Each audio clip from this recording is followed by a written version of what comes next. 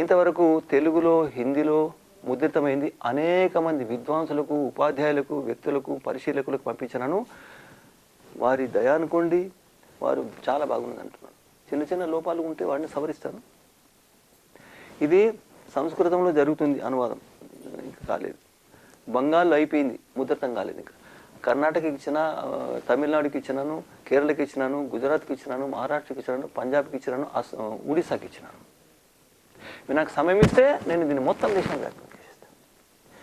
ఈ పాఠ్యక్రమానికి ఏ దేశంలో విరోధం ఉండదు. తల్లిదండ్రికి ఇచ్చిన విద్య అయితే అన్ని దేశాల్లో అందరికీ ఉపయోగపడే విద్య. ప్రతి వ్యక్తి తల్లి అనుకుంటున్న నా పిల్లలు మహాపురుషులు కావాలనుకో, మంచివారు కావాలి. తండ్రి అనుకుంటాడు, తాతలు అనుకుంటారు, అవ్వలు అనుకుంటారు. అక్కలేమనుకుంటారు, మా తమ్ముడు మంచివాడు కావాలనుకుంటారు. అన్నలేమనుకో, మా తమ్ముడు మంచివాడు కాకూడదని అనుకునే ఏ వ్యక్తి లేడు. మా పక్క వాళ్ళు కూడా మంచివాళ్ళు కావాలని అనుకుంటారు. ఆ విధంగా మంచివాళ్ళు కావాలనుకుంటే ఏ విద్య అవసరమో అది పుస్తకం వస్తుంది. దీనికంటే 5 రెట్లు పెద్దగా ఉంటుంది. రచించాలనుకుంటున్నాను. సంవత్సరం దొరికితే నేను నిర్మించేసేస్తా. నాకు తెలిసినంత వరకు అది మొత్తం సమస్త ప్రపంచంలో వ్యాపిస్తే దానికి వ్యతిరేకం ఎవరు చేయడానికి వెళ్ళదు. వైజ్ఞానికము, విజ్ఞానపూర్వకం ఉంటుంది. అర్థమైందా? అయితే అది తల్లి తండ్రి ఇద్దరికి సరిపోతాయి. ఇప్పుడు పాఠ్యక్రమం విద్యాలయానికి, ఉపాధ్యాయులు. ఈ మూడిటి వల్ల ఏమవుతుంది? మాతృమాన్, పితృమాన్, ఆచార్యవన్, పురుషో వేద. విద్వాంసులు అవుతారు, బుద్ధిమంతులు అవుతారు, మేధావులు అవుతారు, సమాజాన్ని సంస్కరించగలిగే సామర్థ్యం ఉన్న వాళ్ళు అవుతారు. ఈ బాలశిక్షకు మెట్లు పెట్టాను. మీకు పుస్తకం దొరుకుతుంది, చూడండి. మీరు దీన్ని సవరించి దీంట్లో లోపాలుంటే ఇవ్వాలనుకున్న వాళ్ళు పేరు రాసుకుని పుస్తకాలు కూడా ఇస్తారు. దీంట్లో ఏమున్నాయి? ఎన్ని ఉన్నాయి మెట్లు? 7 మెట్లు ఉన్నాయి. 7 మెట్లలో ఒకటి ఆరోగ్యం నేర్పు. ప్రతి వ్యక్తికి జన్మం నుండి మరణం వరకు ఆరోగ్యం అవసరం. ఆరోగ్యం ఉంటే స్వతంత్రుడు, ఆరోగ్యం చెడిపోతే ఏ పని చేయలేడు, పరతంత్రుడు, పరాధీనుడు. సేవ చేసేవాడిని ఉండాలి, డబ్బు ఇచ్చేవాడిని ఉండాలి, చికిత్స పడు. అర్థమైనా? ఎవరికి ఆరోగ్యం బాగుంటుందో వారికి ఎవరిని ఆశించవలసిన అవసరం లేదు. అన్ని పనులు చేసుకోగలుగుతారు. వ్యాపారం కానీ, విద్యార్థి కానీ, రాజనీతి కానీ, కూలి కానీ, శస్త్రాస్త్రాలు ఇది అన్నీ చేయగలుగుతారు. అది లేకపోతే ఏం పరాధీనుడు. రెండోది ఏమిటిది? జన్మించిన తర్వాత సంబంధాలు ఏర్పడతాయి. ఏమి? తల్లితో సంబంధము, తండ్రితో సంబంధము, అక్కతో, అన్నతో, పెద్దమ్మతో, చిన్నమ్మతో. ఎందుకంటే వాళ్ళు ఉపకారం చేస్తారు. ఏ విధంగా ఉపకారం చేస్తారు ఎవరికి తెలియదు. అయితే ఆ ఉపకారం చేసే వాళ్ళందరూ మనకు ఒక విధంగా ఉపకారం చేసిన వాళ్ళు గురువులు. అయితే వారికి మరి ప్రత్యుపకారం చేయడానికి మనం నేర్పించాలి. ఏం నేర్పించాలి? వ్యవహార భావనలు ఉండే విషయం మొత్తం నేర్పించాలి.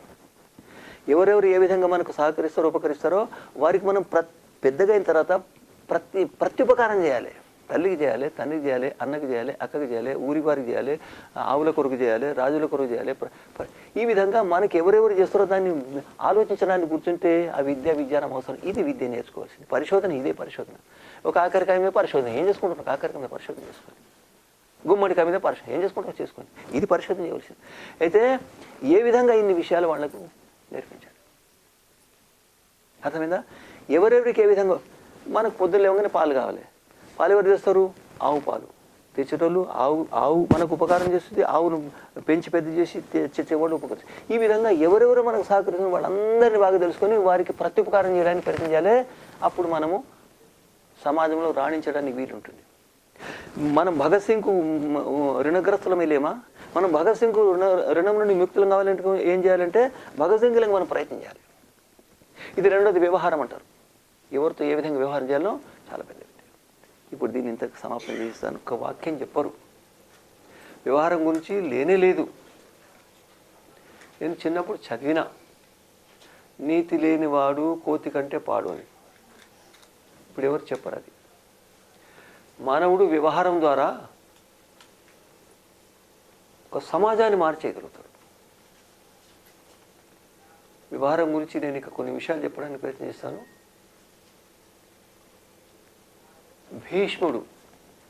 భీష్మ పితామహ, ఆయన పేరు దేవవ్రతుడు. ఆయన తండ్రి సత్యవతి ఆమెతో వివాహం చేసుకోవడానికి సిద్ధమైనాడు శాంతనుతో. అయితే వారు ఏమన్నారంటే మొదటి సంతానం భీష్ముడు ఉన్నాడు కదా, దేవవ్రతుడు ఉన్నాడు కదా, వారు ఉండగా ఈ అమ్మాయికి సంతానం అయితే రాజ్యం లభించదు కదా, నేను ఇవ్వడానికి సిద్ధంగా లేనన్నాడు. భీష్ముడు ఏమన్నాడు? దేవదత్తుడు ఏమన్నాడు?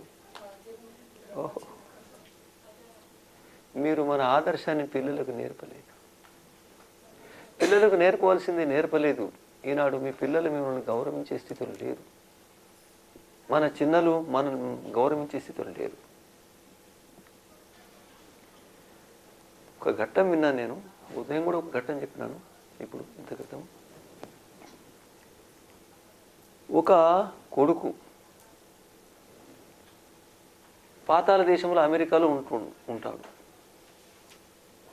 తండ్రి లేడు, తల్లి పెద్ద మనిషి, సంపత్తి పుష్కలంగా ఉన్నదట.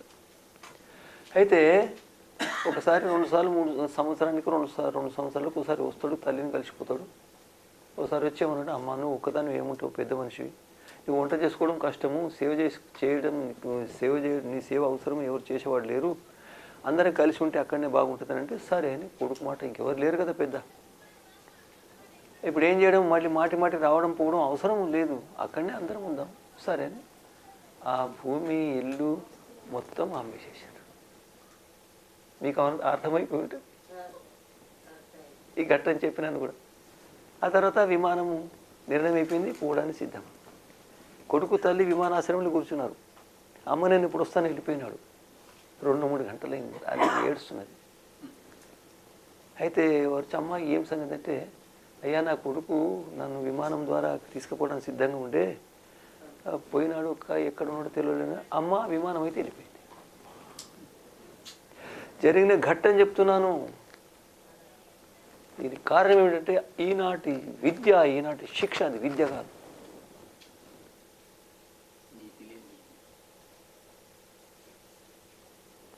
ఇప్పుడు మనం ఆలోచించినట్టే భీష్ముని వ్యవహారం. మీరు ఎవరన్నా నేను అడిగితే వైజ్ఞానికుల పేరు చెప్పగలుగుతారా మీరు? భౌతిక వైజ్ఞానికుల పేరు చెప్పండి, విశిష్టమైన వైజ్ఞానికుల పేరు. మన సంస్కృతిని, మన చరిత్రను గౌరవించిన వ్యక్తులు ఎవరు? మనము శ్రవణ కుమారుని వైజ్ఞానికుడు అనుకోము. నేనైతే అతన్ని ప్రపంచ ప్రసిద్ధ అద్వితీయ వైజ్ఞానికుడు అంటుంటాను. వైజ్ఞానికుడు అంటే ఎవరు? ప్రకృతిలో, సృష్టిలో గుప్తాన్ని తీసుకొని దాన్ని పరిశీలించి, పరిశోధన చేసి, ప్రయోగం చేసి, దాని ఫలాన్ని అనుభవించి ఆ సిద్ధాంతాన్ని ప్రజల వ్యక్తి భీష్ముడు కాదా? అర్పించగలుగుతారా? వారి కొరకు జీవితాన్ని అర్పించగలుగుతారు. ఆయన ఏమన్నాడు, నేను వివాహం చేస్తున్నాను, మా నాన్నగారికి ఇదే ఆశయం, వారు చేసిన ఉపకారానికి ఇది ప్రత్యుపకారంలో కొద్ది భాగమే. అర్థమైందా? ఏమైపోయింది? జీవితాంతము బ్రహ్మచారి ఉన్నాడు. దేని కొరకు? తండ్రి ఉపకారానికి ప్రత్యుపకారం చేయడానికి. ఎంత త్యాగం కావాలి చెప్పండి? జీవితంలో బ్రహ్మచారిగా ఉండి ఎటువంటి కార్యాన్ని సాధించి చూపించినాడు. ఈనాడు మహాభారతంలో భీష్ముడు కనుక లేకపోతే మహాభారతం అంతా విశిష్టంగా కనిపించదు. ఎటువంటి వాడు భీష్ముడు? మన పిల్లలు అట్లా ఉన్నారా? 170 ఏళ్ల వయసులో యుద్ధం చేస్తున్నాడు, పాండవులను గడగడాడించినాడు అన్నట్టు.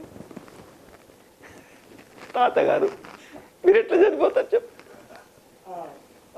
మీరు ఎట్లా చనిపోతారు చెప్పండి. మీరు శిఖండి తీసుకురండి, నేను చనిపోతా. శస్త్రాల కింద ఆ తాతలు వేరు, ఆ మనమట్టు వేరు. ఇప్పుడు ఆ తాతలు లేరు, మనమట్టు లేరు. మనం నిర్మించగలుగుతాం. మీరున్నానంటే నిర్మిస్తారు, నాకు నమ్మకం. ఇది నేర్పిస్తే అవుతారు. మన జీవితం గొడ్డుపోలేదు, మన దేశం గొడ్డుపోలేదు. రత్నగర్భ ఈ భూమిలో మీరున్నంత వరకు భగత్ సింగులు వస్తారు, చంద్రశేఖర్ ఆజాద్లు వస్తారు, వందలు వేల మంది వస్తారు, నాకు నమ్మకం.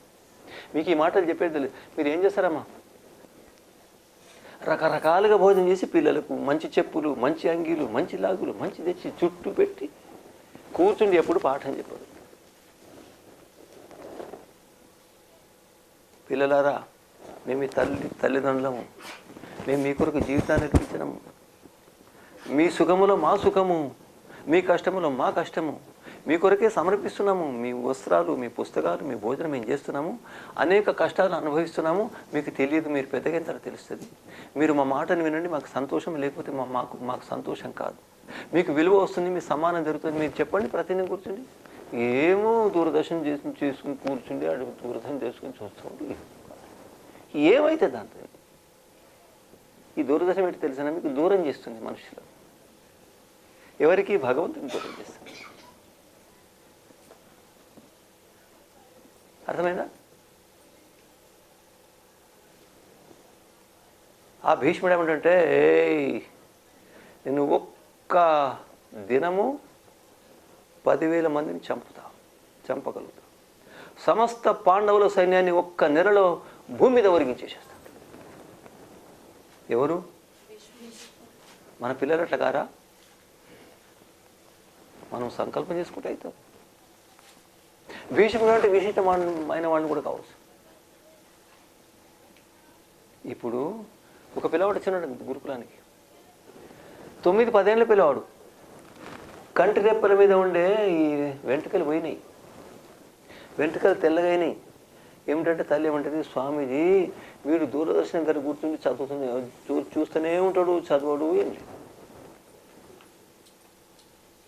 ఏమైంది మీరు గమనించినారా? మీరు తెచ్చిపెట్టకపోతే పక్కింటికి పోయి చూస్తూ ఉంటారు. ఇది ఏమైంది పరిస్థితి? మన ఆచార వ్యవహారాలు ఇటు పోయినాయి. ఇంకొక వ్యవహారం చెప్తాను. ఛత్రపతి శివాజీ పేరు విన్నారా? ఏమని విన్నారు మీరు?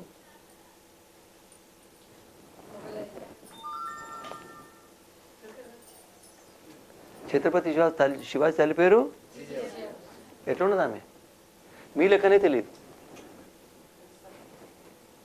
ఆమె చిత్రం చూసిన సింహం మేడ ఉన్నట్టుగా ఆమె మేడ ఉన్నది.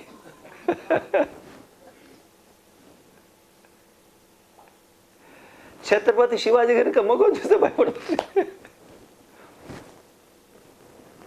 ఆయన విద్యార్థుల్ని మాయంబడి చదువుతుంటే చెప్పిన ఆయన,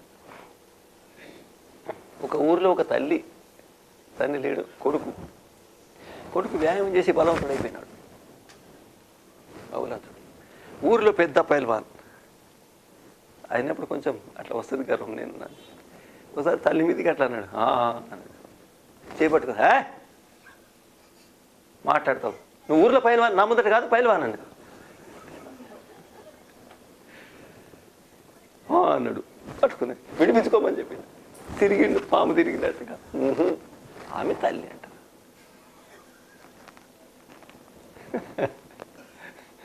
ఎట్లా ఉన్నారు తల్లులు?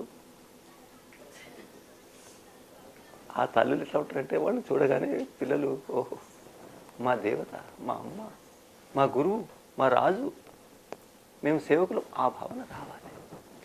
చదివిస్తున్నారమ్మా ఇక్కడ, చదివిస్తున్నారు ఇక్కడ, ఇది చదివిస్తున్నారు ఎవరని? మీ విద్యాలయంలో చదివిస్తారా ఇది? లేదు. కాబట్టి మీ చేతుల్లో ఛత్రపతి శివాజీ రాడు కూడా. ఎందుకు రావాలి మీ చేతికి? దూరదర్శనం చూసుకుంటూ చూస్తాడా? చూడడు.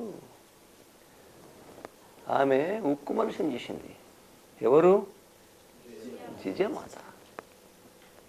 నేను గట్టని చెప్పినాను, నా ఉపన్యాసాలు విన్న వాళ్ళు చాలామంది తెలుసు. ఒకసారి రాయగఢ్, సింహగఢ్ కిలా సాయంకాలం చూస్తుంటే దాని మీద మహమ్మదీల జెండా ఎగిరింది. తల్లి చూసింది.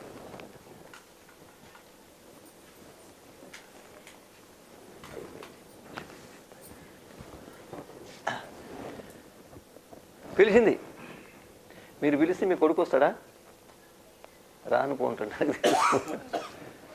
కొద్దిగా పడుతుందిరా నీళ్ళు రా అంటే, నాకు లేట్